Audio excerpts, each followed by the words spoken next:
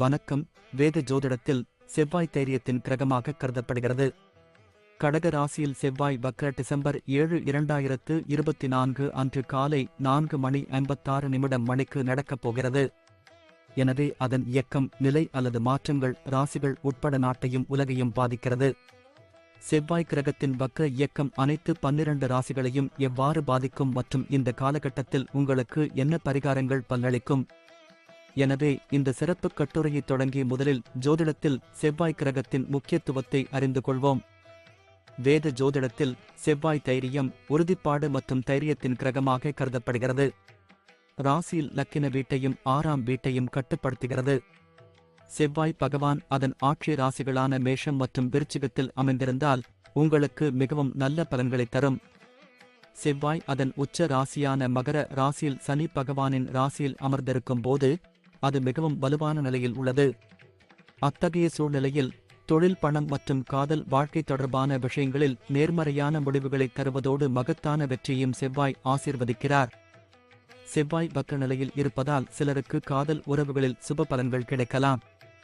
இந்த நேரத்தில் பணம் சம்பாதிப்பதில் சிக்கல்களை சந்திக்க நேரிடும் மற்றும் அவர்களின் வாழ்க்கையில் அதிக வெற்றியை பெற முடியாது. ஜாதகத்தில் வலுவான நிலையில் இருக்கும் ஜாதகக்காரர் வாழ்க்கையில் எல்லா வகையான மகிழ்ச்சிகளையும் வழங்குகிறார்கள். சனி அல்லது ராகு, கேது போன்ற தீங்கு விளைவிக்கும் கிரகங்களுடன் செவ்வாய் பகவான் வக்ர நிலையில் இருக்கும்போது ஜாதகக்காரர் பிரச்சினைகளையும் தடைகளையும் எதிர்கொள்ள வேண்டும். தூக்கம், தோல் மற்றும் பதட்டமான அமைப்பு தொடர்பான சிக்கல்களும் தொந்தரவு செய்யலாம். இருப்பினும் செவ்வாய் மற்றும் புதன் ஒன்றாக இருக்கும்போது நபரின் நுண்ணறிவில் குறைவு உள்ளது மற்றும் அவற்றின் இயல்பு கோபத்தையும் உந்துதலையும் அதிகரிக்கிறது. செவ்வாய் பகவான் நல்ல வியாழன் கிரகத்துடன் அமர்ந்திருந்தால் அந்த நபர் நல்ல முடிவுகளை பெறுகிறார். மேஷ ராசிக்காரர்களுக்கு உங்கள் முதல் மற்றும் 8வது வீட்டின் அதிபதியாகும். இப்போது உங்கள் 4வது வீட்டில் வக்ர நிலையில் இருக்கும். கடக ராசியில் செவ்வாய் வக்ர போது நீங்கள் வீடு மற்றும் குடும்பத்தில் பிரச்சினைகளை எதிர்கொள்ள வேண்டியிருக்கும். இந்த காலகட்டத்தில் நீங்கள் துறையில் மூத்தவர்கள் மற்றும் சக ஊழியர்களுடனான உறவில் ஏற்ற இறக்கங்களிலிருந்து 2-4 இருக்க வேண்டியிருக்கும். வணிகத் துறையில் போட்டியாளர்களிடமிருந்து கடுமையான போட்டி காரணமாக நீங்கள் இழப்பை சந்திக்க நேரிடும் மற்றும் வணிகத்தில் உங்கள் திட்டங்களும் நாள்பட்டதாக இருக்கலாம். இந்த ஜாதகக்காரர்களின் செலவுகள் பொருளாதார வாழ்க்கையில் அதிகரிக்க வாய்ப்புள்ளது. இதன் விளைவாக பணத்தை நிர்வகிப்பதில் நீங்கள் சிரமத்தை அனுபவிக்கலாம். உங்களுக்கும் காதல் வாழ்க்கையில் கூட்டாளருக்கும் இடையில் மிக குறைந்த உரையாடலுக்கான வாய்ப்பு உள்ளது. இதன் காரணமாக உங்கள் உறவிலிருந்து அன்பும் நல்லிணக்கமும் மறைந்துவிடும். முதுகுவலி மற்றும் நுரையீரல் தொற்று போன்ற பிரச்சினைகள் உங்களை தொந்தரவு செய்யலாம். எனவே உங்களை கவனித்துக் கொள்ளுங்கள். ரிஷப ராசிக்காரர்களுக்கு செவ்வாய் 7வது மற்றும் 12வது வீட்டின் அதிபதியாகும். இப்போது உங்கள் 3வது வீட்டில் வக்ர நிலையில் இருக்கும். இந்த நேரத்தில் தைரியம் மற்றும் விடாமுயற்சி இல்லாதிருக்கலாம். இந்த நேரத்தில் வருகைகளில் உங்களுக்கு சிக்கல்களும் இருக்கலாம். உங்கள் உறவு உரையாடலின் பற்றாக்குறையாக இருக்கலாம். வேலையில் அறியப்படாத இடத்திற்கு மாற்ற முடியும். அத்தகைய சூழ்நிலையில் நீங்கள் மகிழ்ச்சியற்றவராக தோன்றலாம். வணிகத்தில் அறிவு மற்றும் புத்தி இல்லாத நிலையில் நல்ல லாபத்தை ஈட்டுவதில் நீங்கள் பின்னால் இருக்க முடியும். அலட்சியம் காரணமாக நீங்கள் பண இழப்பை எதிர்கொள்ள வேண்டியிருக்கும். எனவே நீங்கள் கவனமாக இருக்க வேண்டும். நீங்கள் ஒரு கூட்டாளருடனான உறவை இனிமையாக வைத்திருக்க தவறலாம். அத்தகைய சூழ்நிலையில் உங்கள் உறவு மகிழ்ச்சியை காணக்கூடும். ஏனெனில் உங்களிடையே பரஸ்பர புரிதலின் பற்றாக்குறை இருக்கக்கூடும். வைட்டமின் குறைபாடு காரணமாக காய்ச்சல், உடல்நலப் பிரச்சினைகளை நீங்கள் தொந்தரவு செய்யலாம். மிதுன ராசிக்காரர்களுக்கு செவ்வாய் உங்கள் 6வது மற்றும் 11வது வீட்டின் அதிபதியாகும். இப்போது உங்கள் 2வது வீட்டில் வக்ர நிலையில் இருக்கும். இந்த நேரத்தில் கடன் மற்றும் குடும்பம் தொடர்பான பிரச்சினைகளை நீங்கள் தொந்தரவு செய்யலாம். நீங்கள் நீண்ட தூர பயணங்களை எடுக்க வேண்டியிருக்கும். சக ஊழியர்கள் மற்றும் மூத்தவர்களுடன் சில சிக்கல்களை எதிர்கொள்ள வேண்டியிருக்கும். உங்கள் நிதி இழப்பைச் செய்ய முடியும். இதன் காரணமாக உங்கள் வணிகக் கொள்கைகள் பழையதாக இருக்கலாம். இந்த காலகட்டத்தில் திட்டங்கள் இல்லாததால் உங்கள் செலவுகள் அதிகரிக்க வாய்ப்புள்ளது. எனவே அவற்றை முடிந்தவரை கட்டுப்படுத்த முயற்சிக்கவும். காதல் வாழ்க்கையில் உங்கள் கூட்டாளருடன் பேசும்போது நீங்கள் கடுமையான சொற்களை பயன்படுத்தலாம் மற்றும் இது உங்கள் உறவில் நேரடி தாக்கத்தை ஏற்படுத்தும். கண்களையும் பற்களையும் கவனித்துக் கொள்ள அறிவுறுத்தப்படுகிறீர்கள். ஏனெனில் நீங்கள் சில சிக்கல்களை எதிர்கொள்ள வேண்டியிருக்கும். கடகம் கடக ராசிக்காரர்களுக்கு செவ்வாய் உங்கள் 5வது மற்றும் 10வது வீட்டின் அதிபதியாகும்.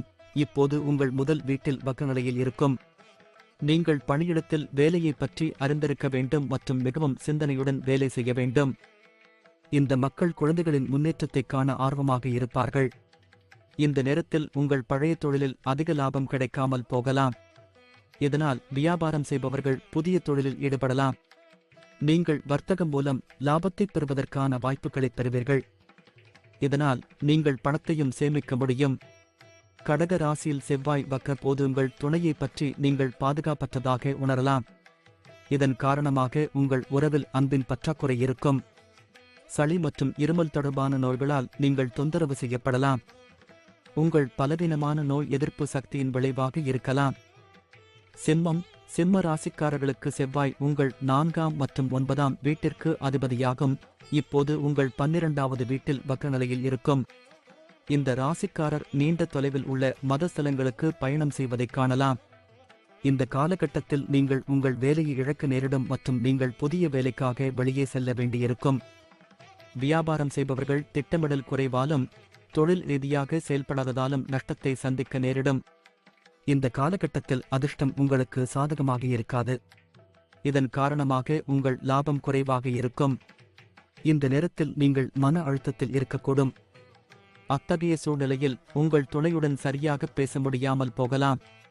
கால் மற்றும் மூட்டுகளில் வலி வரலாம்.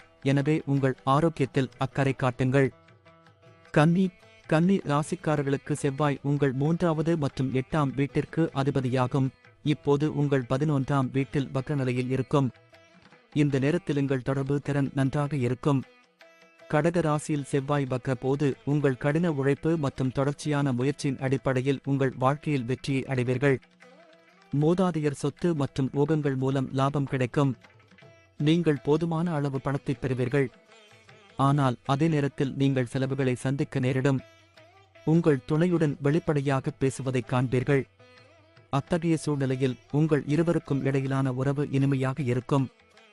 கன்னி ராசிக்காரர்கள் தைரியமும் ஆற்றலும் நிறைந்தவர்களாக இருப்பார்கள். இதனால் உங்கள் ஆரோக்கியம் நன்றாக இருக்கும். துலாம் ராசிக்காரர்களுக்கு செவ்வாய் 2வது மற்றும் 7ஆம் வீட்டிற்கு அதிபதியாகும். இப்போது உங்கள் 10வது வீட்டில் வக்ரநிலையில் இருக்கப் போகிறார். இந்த நேரத்தில் வேலைக்காக பயணம் செய்ய வேண்டியிருக்கும். அத்தகைய சூழ்நிலையில் நீங்கள் வெற்றியை அடைவீர்கள். உங்களுக்கு புதிய வேலை வாய்ப்புகளை தரும் மற்றும் உங்களை திருப்திப்படுத்தும். வியாபாரத்தில் நீங்கள் நல்ல லாபம் ஈட்டுவதில் வெற்றி பெறுவீர்கள். நீங்கள் நிறைய பணம் சம்பாதிப்பீர்கள். இதன் விளைவாக பணம் சம்பாதிக்கும் திறன் அதிகரிக்கும். இந்த ஜாதகக்காரர்களின் அணுகுமுறை அவர்களின் துணையிடம் இனிமையாக இருக்கும். அத்தகைய சூழ்நிலையில் உங்கள் துணையிடம் நீங்கள் வெளிப்படையாக பேசுவதைக் காணலாம். இந்த ராசிக்காரர் ஆற்றல் மற்றும் முழு நம்பிக்கையுடன் இருப்பார்கள். இதன் காரணமாக உங்கள் ஆரோக்கியம் சிறப்பாக இருக்கும். விருச்சிக ராசிக்காரர்களுக்கு செவ்வாய் உங்களின் முதல் மற்றும் 6வது வீட்டிற்கும் அதிபதியாகும். இப்போது உங்கள் 9ஆம் வீட்டில் வக்ரநிலையில் இருக்கப் போகிறது. உங்கள் வேலையில் புதிய முயற்சிகளை நீங்கள் காண்பீர்கள். இந்த காலகட்டத்தில் உங்கள் பயணங்களில் அதிர்ஷ்டம் உங்களுக்கு சாதகமாக இருக்கும் மற்றும் மத நடவடிக்கைகளில் பங்கேற்பதன் மூலம் நீங்கள் மகிழ்ச்சியை பெறுவீர்கள். இந்த காலகட்டத்தில் நீங்கள் பணியிடத்தில் ஒன்றன் பின் ஒன்றாக வேலை பெறலாம். அத்தகைய சூழ்நிலையில் நீங்கள் பொறுப்புடன் இருக்க வேண்டும். அப்போதுதான் உங்கள் வேலையில் வெற்றியை அடைய முடியும். இந்த ராசிக்காரர்கள் வேலை சம்பந்தமாக நீண்ட தூரம் பயணிக்க வேண்டியிருக்கும். அவ்வாறு செய்வதன் மூலம் புதிய தொழில் மூலம் லாபம் ஈட்ட வாய்ப்புகள் கிடைக்கும். நீங்கள் பயணத்தின் மூலம் பணம் சம்பாதிப்பீர்கள். அத்தகைய சூழ்நிலையில் நீங்கள் பணம் சம்பாதிக்க வெளிநாடு செல்லலாம். விருச்சிக ராசிக்காரர்கள் ஒவ்வொரு அடியிலும் தங்கள் கூட்டாளிகள் மற்றும் பெரியவர்களின் ஆதரவை பெறுவார்கள். இதன் காரணமாக உங்கள் துணையுடன் உங்கள் உறவு வலுவடையும். கடக ராசியில் செவ்வாய் வக்ர போது உங்கள் உள்தைரியம் மற்றும் அச்சமின்மை காரணமாக உங்கள் ஆரோக்கியம் நன்றாக இருக்கும். தனுசு ராசிக்காரர்களுக்கு செவ்வாய் உங்கள் 5ஆம் மற்றும் 12ஆம் வீட்டிற்கு அதிபதியாகும். இப்போது உங்கள் 8வது வீட்டில் வக்ரநிலையில் இருக்கப் போகிறது. இந்த ராசிக்காரர் தங்கள் வேலை முயற்சிகளில் சிக்கல்களை சந்திக்க நேரிடும் மற்றும் நீங்கள் நீண்ட தூரம் பயணிக்க வேண்டியிருக்கும். தொழில்துறையில் உங்களுக்கு எதிர்பாராத பலன்களை தரும் மற்றும் உங்களை திருப்திப்படுத்தும். இந்த காலகட்டத்தில் உங்கள் மனதுக்கு ஏற்ற புதிய வேலை வாய்ப்புகள் கிடைக்கும். தனுசு ராசிக்காரர்கள் குடும்ப வியாபாரம் செய்தாலோ அல்லது பந்தயம் தொடர்பான தொழில் செய்தாலோ லாபம் கிடைக்கும். லாபத்துடன் உங்கள் செலவுகளும் அதிகரிக்கும் வாய்ப்பு இருப்பதால் நிதி வாழ்க்கையில் சற்று எச்சரிக்கையுடன் இருக்க அறிவுறுத்தப்படுகிறீர்கள். இந்த நபர்களின் மனதில் பாதுகாப்பின்மை உணர்வு ஏற்படலாம். இதன் காரணமாக நீங்கள் உங்கள் துணையை எல்லாவற்றிலும் எதிர்க்கலாம். இந்த காலகட்டத்தில் கண் தொடர்பான பிரச்சனைகளால் தொந்தரவு செய்யலாம். அத்தகைய சூழ்நிலையில் நீங்கள் கண் வலியை பற்றி புகார் செய்யலாம். மகரம், மகர ராசிக்காரர்களுக்கு செவ்வாய் 11 மற்றும் 4ஆம் வீட்டிற்கு அதிபதியாகும். இப்போது உங்கள் 7வது வீட்டில் வக்ரநிலையில் இருக்கப் போகிறது. கடக ராசியில் செவ்வாய் வக்ர போதுங்கள் கவனமெல்லாம் புதிய நண்பர்கள் மற்றும் தொடர்புகளை உருவாக்குவதில் கவனம் செலுத்தும் மற்றும் நீங்கள் இதில் மிகவும் வெற்றிகரமாக இருப்பீர்கள். இந்த காலகட்டத்தில் நீங்கள் நீண்ட தூரம் பயணிக்க வேண்டியிருக்கும். அத்தகைய பயணங்கள் உங்களுக்கு முன்னேற்றத்தை தரும். மகர ராசிக்காரர்கள் மேற்கொள்ளும் வணிகம் தொடர்பான பயணங்கள் சாதகமாக இருக்கும். நீங்கள் உங்கள் வணிகத்தின் அடித்தளத்தை உருவாக்குவீர்கள். இந்த ராசிக்காரர் தங்கள் நண்பர்களுக்கு கடன் கொடுக்கலாம். இதன் காரணமாக நீங்கள் நிதி இழப்பை சந்திக்க நேரிடும். ஏனெனில் அவர்களிடமிருந்து பணத்தை நீங்கள் திரும்பப் பெறாமல் போகலாம். அத்தகைய சூழ்நிலையில் உங்கள் பிரச்சனைகள் அதிகரிக்கலாம். உங்கள் கூட்டாளருடனான உங்கள் உறவில் நீங்கள் கவனமாக இருக்க வேண்டும். உயர் மதிப்புகளை பராமரிக்க வேண்டும் மற்றும் மகிழ்ச்சியை தக்க வைத்துக் கொள்ள முயற்சிக்க வேண்டும். உங்கள் உணவில் கவனம் செலுத்த வேண்டும். ஏனெனில் செரிமானம் தொடர்பான உடல்நலப் பிரச்சினைகள் உங்களை தொந்தரவு செய்யலாம். கும்பம், கும்ப ராசிக்காரர்களுக்கு செவ்வாய் உங்கள் 3வது மற்றும் 10ஆம் வீட்டின் அதிபதியாகும். இப்போது உங்கள் 6வது வீட்டில் வக்ரநிலையில் இருக்கும். இந்த ஜாதகக்காரர் தங்கள் கடின உழைப்பு மற்றும் உறுதியின் காரணமாக வெற்றியை அடைவார்கள். ஆனால் நீங்கள் இன்னும் அதிருப்தியுடன் இருக்கலாம். நீங்கள் நல்ல வாய்ப்புகளை கருத்தில் கொண்டு உங்கள் வேலையை மாற்றலாம். அத்தகைய சூழ்நிலையில் நீங்கள் திருப்திகரமாக இருக்கக்கூடிய பல நன்மைகளைப் பெறுவீர்கள். இந்த ராசிக்காரர் சில சரியான மற்றும் திறமையான நபர்களுடன் வணிக கூட்டாண்மைக்குள் நுழைவதற்கான வாய்ப்புகளைப் பெறலாம். இதன் விளைவாக உங்கள் லாபம் குறையலாம். நிதி வாழ்க்கையில் உங்கள் செலவுகள் அதிகரிக்க வாய்ப்பு உள்ளது. இதன் விளைவாக நீங்கள் கடன் வாங்க நேரிடலாம். இதன் காரணமாக உங்கள் நிதிச்சுமை அதிகரிக்கும். உங்கள் துணையுடன் நீங்கள் மகிழ்ச்சியடையாமல் இருக்கலாம். எனவே நீங்கள் உறவில் கவனம் செலுத்த வேண்டும். கும்ப ராசிக்காரர்களை தோல் தொடர்பான பிரச்சனைகள் தொந்தரவு செய்யலாம்.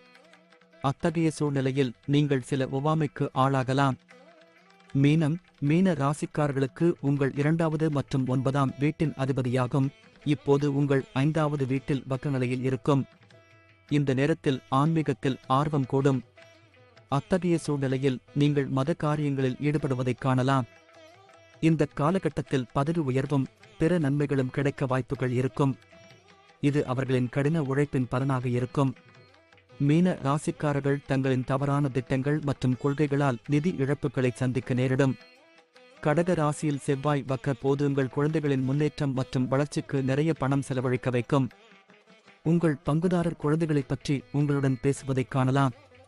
இது அவர்களின் எதிர்காலம் மற்றும் வளர்ச்சியுடன் தொடர்புடையதாக இருக்கலாம். இந்த ராசிக்காரர் உயர் இரத்த அழுத்தம் காரணமாக தலைவலியால் பாதிக்கப்படலாம். எனவே நீங்கள் யோகா செய்ய அறிவுறுத்தப்படுகிறார்கள்.